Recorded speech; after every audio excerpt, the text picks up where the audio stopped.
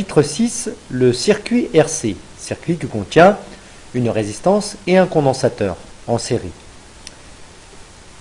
Un condensateur est constitué de deux armatures séparées par un isolant.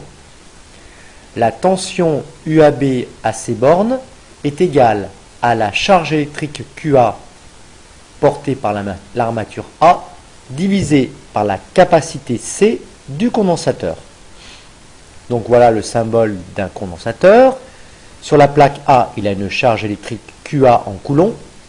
Et sur l'armature B, il a une charge électrique QB également en coulomb, telle que QA égale moins QB. La tension à ces bornes, notée UAB car la flèche pointe vers la lettre A, elle est égale à QA sur C. Évidemment que si j'avais la flèche pointée dans l'autre sens, j'aurais à ce moment-là la tension UBA qui vaut moins UAB, c'est-à-dire moins QA sur C. Les unités, le condensateur, sa caractéristique principale, c'est sa capacité C en farad. QA est en coulomb, symbole grand C, et UAB est en volt, symbole grand V. Autre convention de signe à connaître pour l'intensité du courant.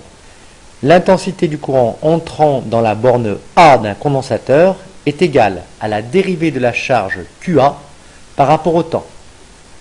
I égale dQA sur dt. QA est en coulomb, I est en ampères. Réponse du dipôle RC à un échelon de tension. Le circuit comporte un générateur idéal de tension de force électromotrice grand E, un condensateur de capacité C en farad et une résistance dont l'unité est l'ohm. Nous allons voir l'animation.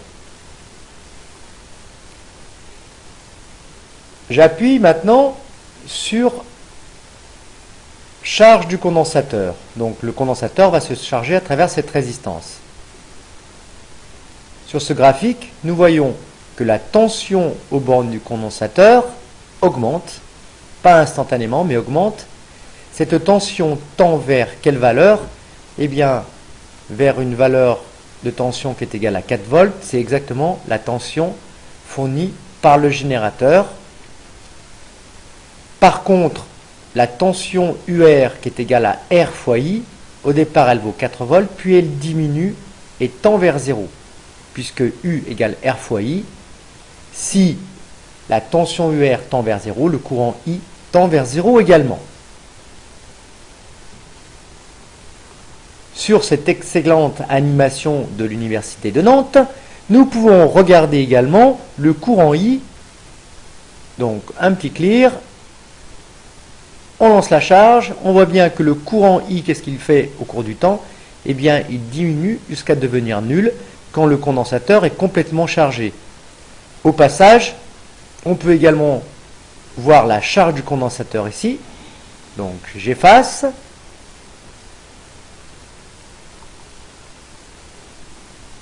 On voit que le condensateur se charge, également que son énergie augmente progressivement.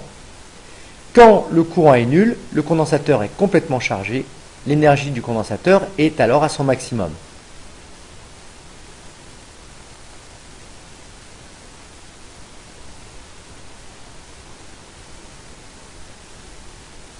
Observez également que la charge Q sur cette plaque est égale à moins la charge Q' de cette plaque.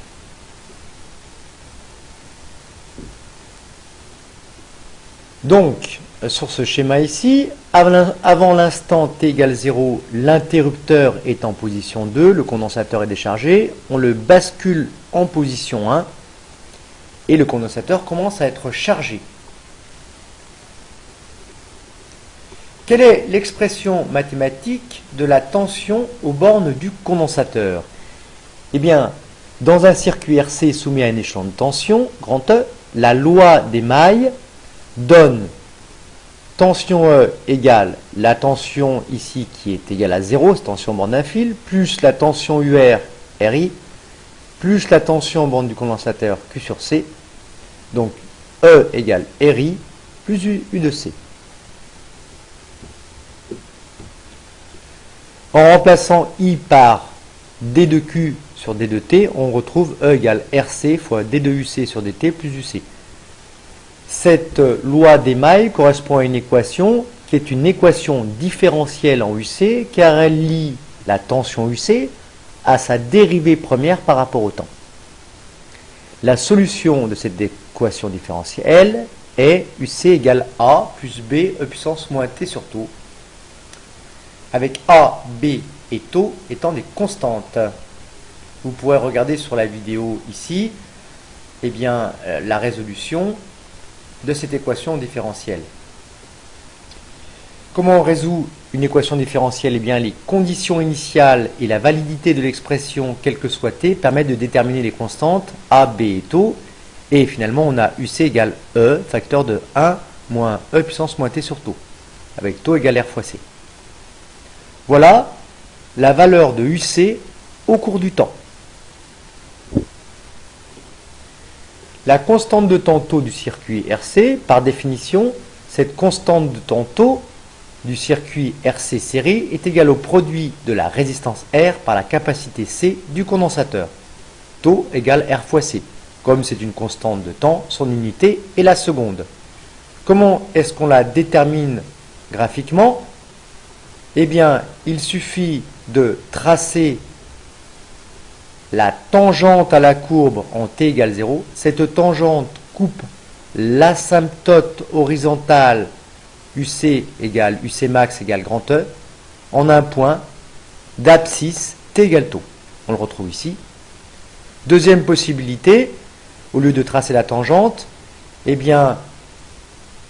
on peut prendre le point M' de la courbe UC de t d'ordonnée 0,63 fois UC max, c'est-à-dire 0,63 fois E, et d'abscisse t égale taux.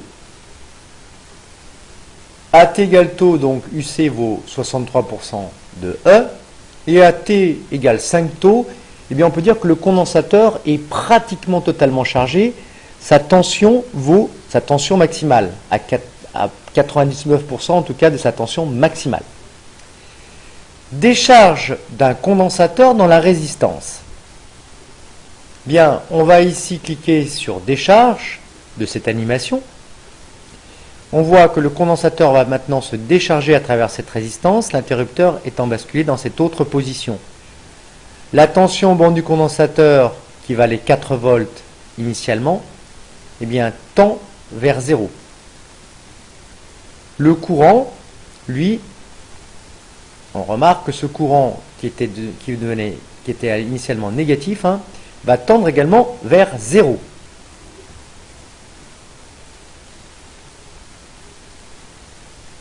Observez évidemment que la tension aux bornes de générateur reste égale à 4 volts. C'est une constante.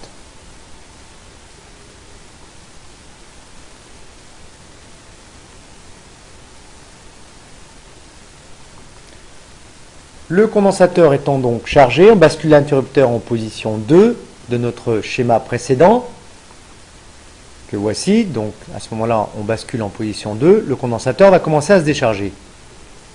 La loi d'émail donne cette fois-ci UC plus RI égale 0, donc une équation différentielle en UC une nouvelle fois, différente de la dernière, puisque la dernière, on avait grand E à la place de 0 ici.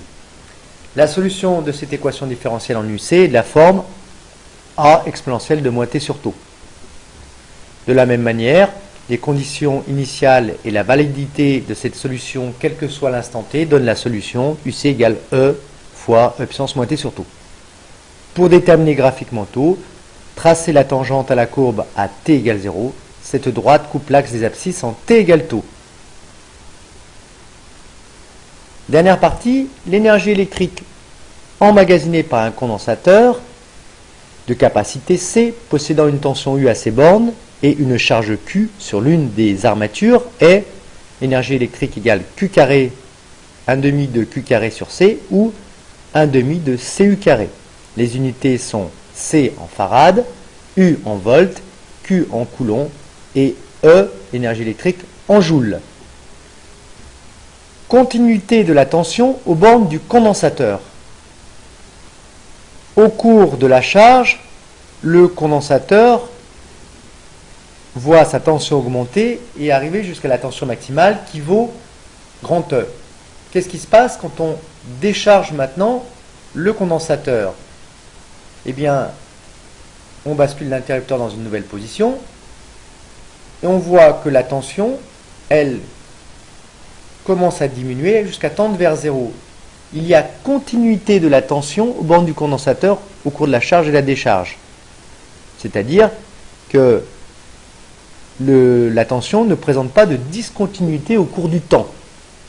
Avant de fermer l'interrupteur, elle valait 5 volts. Après avoir fermé l'interrupteur en deuxième position, elle vaut toujours 5 volts. Enfin 4 volts dans ce cas-là. L'énergie du condensateur ne peut varier brusquement. Par conséquent, la tension aux bornes d'un condensateur est continue au cours du temps.